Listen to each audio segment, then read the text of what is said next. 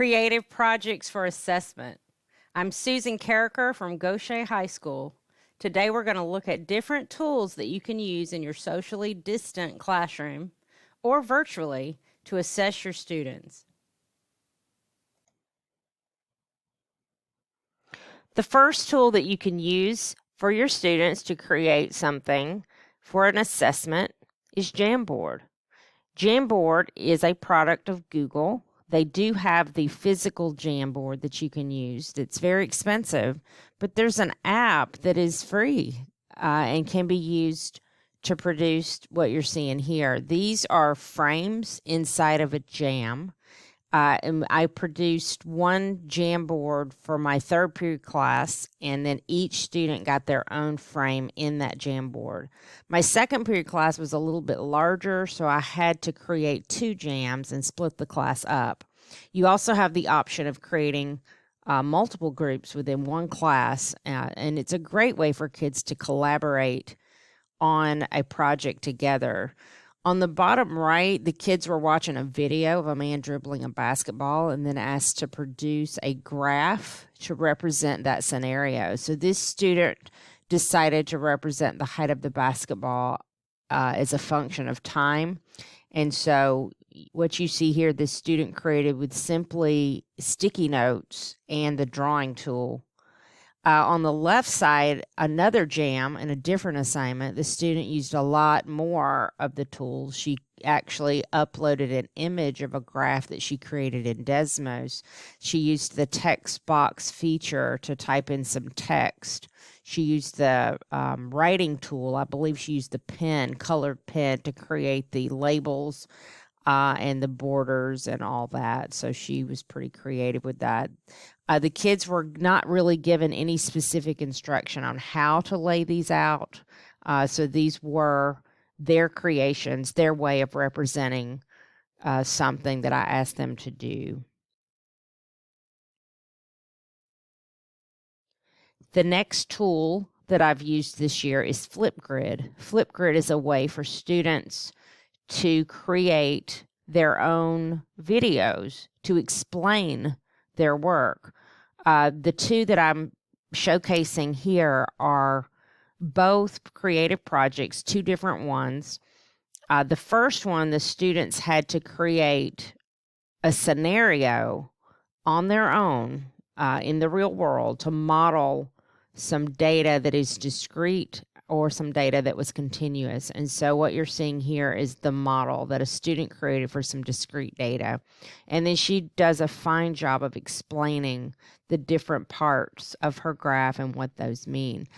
The other was a student in Flipgrid creating a graph to fit a given scenario. So I did give them the scenario, but then they had to choose one of three different scenarios.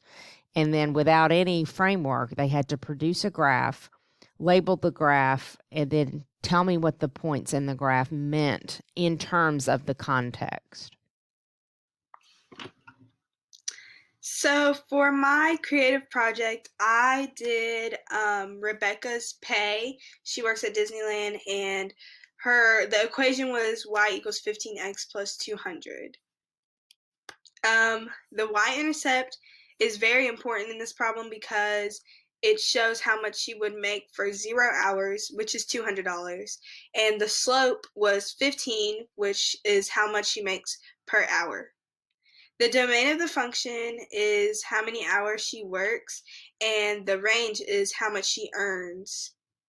Yeah. And the domain is 0 is less than or equal to x, and x is less than or equal to 120. I picked the point 120 and 2000, 120, 2000, and this shows that if she works 120 hours, she would make $2,000. And the data would be discrete since it is money and you have to count the money that she makes. Okay, so I did the football problem, and the x-intercepts for the football problem were negative 0.092 and 4.092, and in context that means that's like the amount of seconds that have passed when the ball is on the ground or when it's 0 feet above the ground, and the y-intercept is 0.6 or just 6, and it represents the height of the ball after 0 seconds. So like the initial height of the ball is 6 feet. And then my graph is continuous, which is right here, because the height is a function of time, and it has to go through every single other like value of time, because you can't just skip to a certain time, you know? Like, yeah. That's pretty much it.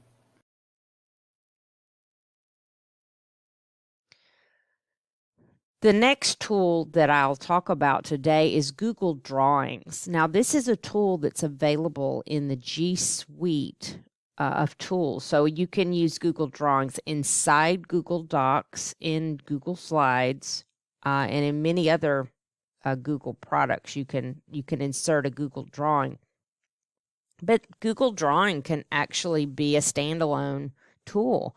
On the left here is an example of something a student produced in Algebra 2. She created the graph in Desmos, and then she put it into a Google Drawing. The text is from the text box just inside Google Drawing, and she changed the colors, and I think she did a fine job putting that together. On the right here is an example of a drawing in Google Drawings using the shapes feature. There are shapes, rectangles, circles, and other shapes that students can insert, and they can color them in different ways.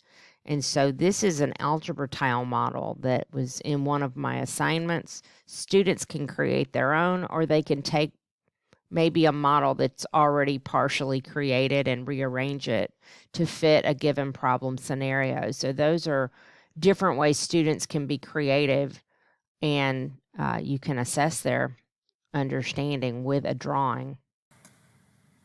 We are now inside of Google Drawings. So if you'll type drawings.google.com in your search bar, you can come here. And then I just want to show you some of the tools that are available in here, and there's quite a few. One is the text box. So students can open a text box and just type text inside a text box, and they can also change the font, change the size. So I can change the font to something else. I can change the color to something else. There's also quite a few tools, shapes in here. So under the shapes, if you click here, you'll see quite a few. A smiley face. And if you want to make your smile bigger or make it a frown, you can make it bigger or make it less smiley. You can change the color of this as well. So I can put that in here. Let's see, where's the color? Here it is. I can make it larger or smaller.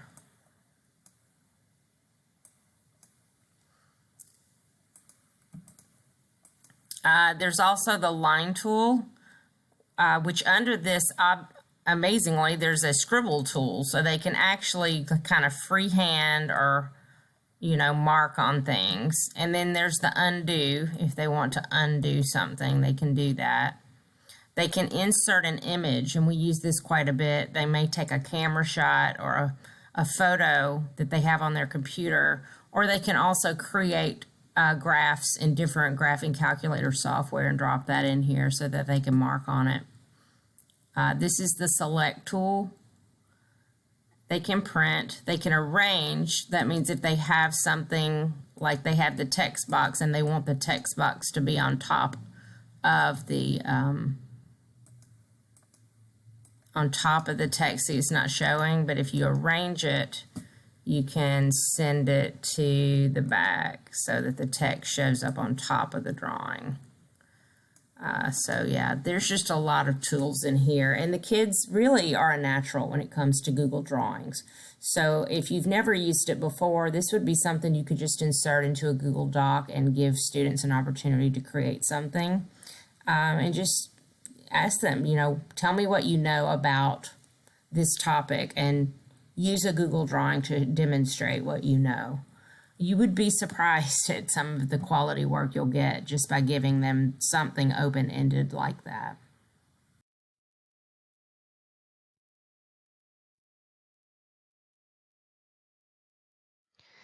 The two projects here were both examples of using Desmos Graphing Calculator and Google Slides. So the one on the left, the student actually used the phone app for Desmos and did a screen capture of a function that she labeled in Desmos, and she then answered some questions about it and described it in a Google Slides presentation. The girl on the right did the same. So the graphs that you're seeing in her slide presentation, she also produced those in Desmos. And the equations, she did those too, and she just screen captured those and put those into her slide presentation. So these are both ways that students can use Desmos Graphing Calculator in a math class to demonstrate what they're doing or what they're learning. Both of these were a quadratics activity. And interestingly, both of these students created these presentations while we were out during the distance learning in the spring of 2020. So they learned these concepts and produced these without, this was not a face-to-face class. So I was incredibly impressed with the quality of their work, considering, they didn't have a teacher standing over them answering every question they may have. They worked independently for the most part on these two activities with just a few questions in via email, and we also had some Google Meets where they could come together and ask questions, but really good work by these girls. Now, Desmos does more than just that. So what I'm showing you here is some artwork that was produced by students using a Desmos Graphing Calculator. They have an international art competition each year in Desmos. And so on the left here is one of the winners in the 15-16 age group. And on the right, I just thought that one was so cute. It's the Earth with a face mask on, so it's kind of apropos for the time that we're in. I am now at the Desmos Calculator website, desmos.com, and right in the middle is the Graphing Calculator button that the kids use the most. If you click on that, it will take you directly into the calculator. Students type equations on the left, and it produces graphs on the right. There are some features in here that allow you to change the shape or style, the type of graph, so they could have a dotted line, a dashed line. The color can be changed, and so forth.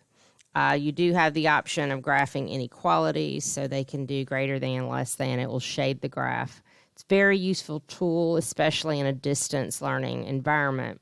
But if you go back to Desmos, this screen, you'll notice on the right side it says Browse Activities. There are tons of interactive and creative activities for math class in here. And I could probably spend the entire presentation just showing you some of the activities that are already there for you. So if you've never used these activities, I would encourage you to explore those. They give kids a way of doing class math problems virtually, and they can engage with each other virtually and answer each other's questions even. So it's really a wonderful tool, and the kids do enjoy those. And over here on the left side is where students can enter codes to get into some of those activities that you've assigned.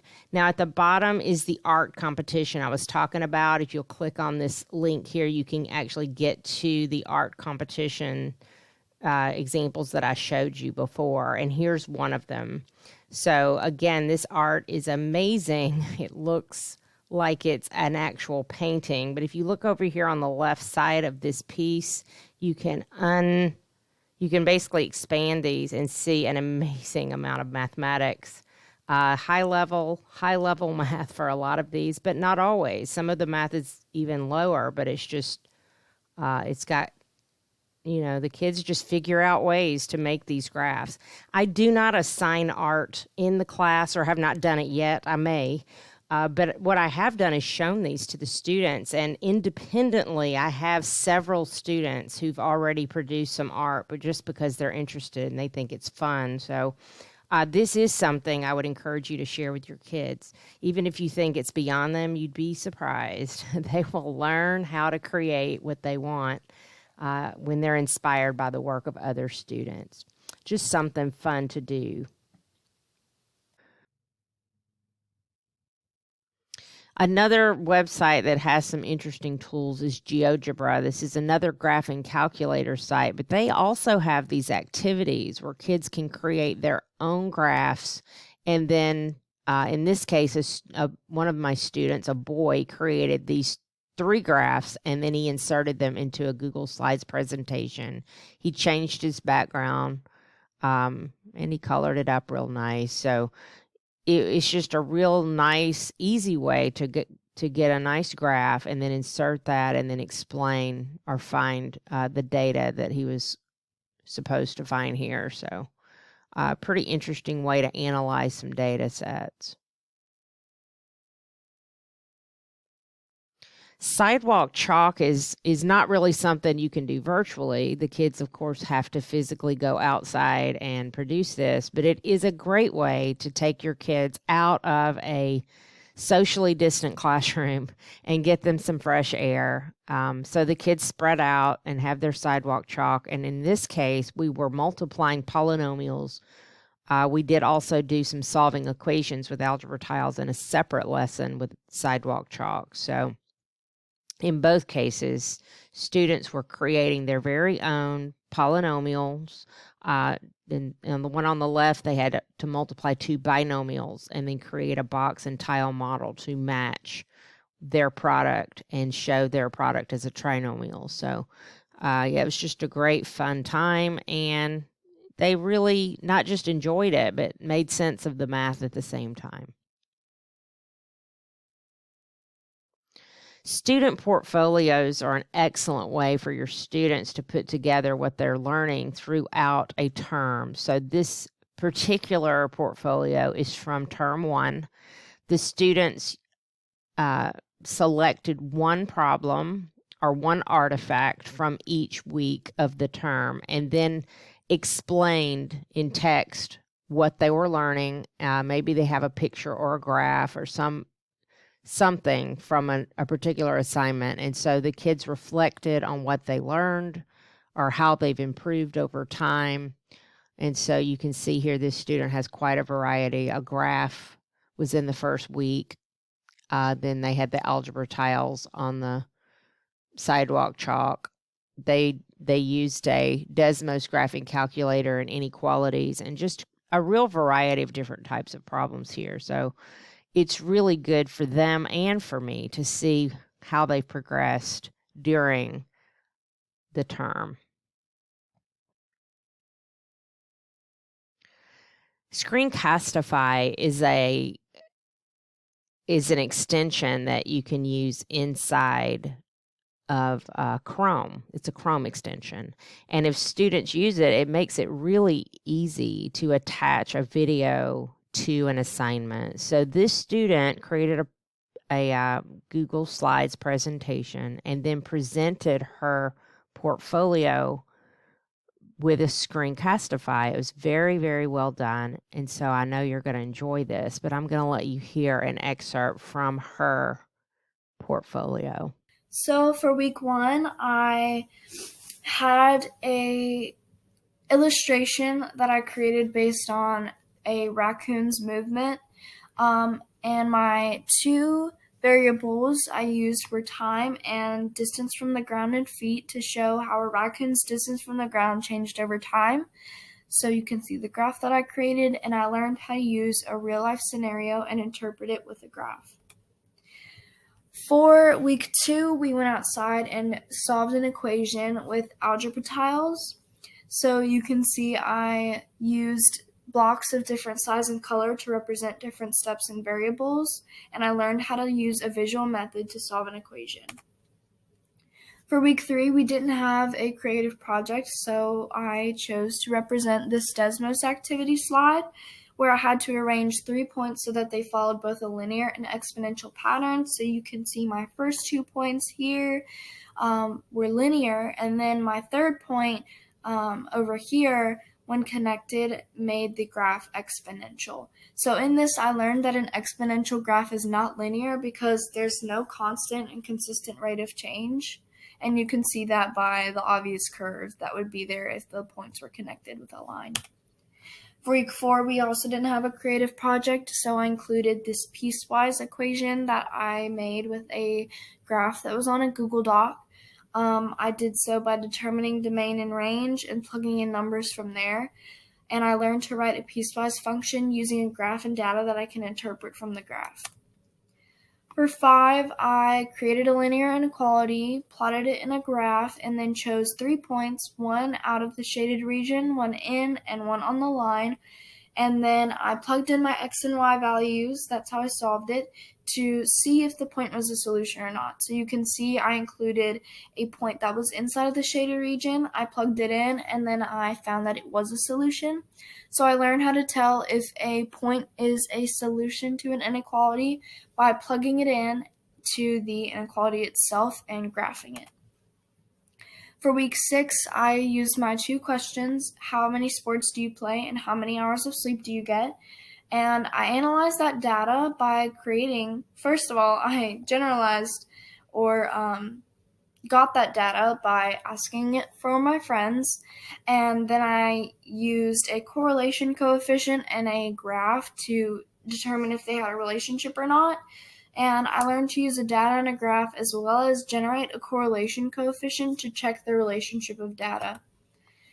And for week 7, I had to create a system and solve it. So you can see my system of equations, and then I included solving it by plotting it to find the point of intersection on a graph, and then by elimination, you can see my process. So I learned to solve systems using 2 methods, elimination and substitution is not displayed here. And finally, for week 8, I generalized a real-life scenario and then created an equation from that word problem. I made a table from that equation and a graph. So I solved the scenario using medicine by creating a data table and then plotting it. I learned to write exponential functions using word problems. So as you can see, I used the amount of morphine in the IV given to a patient after 6 hours when the morphine decreases at a rate of 15% per hour, and my initial amount given was 400 milligrams. And then I solved it for how many would be left after 6 hours, and it was there in my table and then in my graph. Thank you.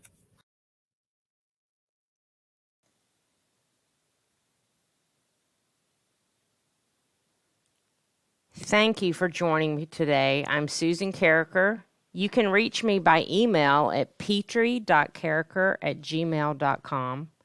You can also visit my website, technomath.com, where you'll find some of my student work samples and my blog. And I'm also Gaucher Sue on Twitter.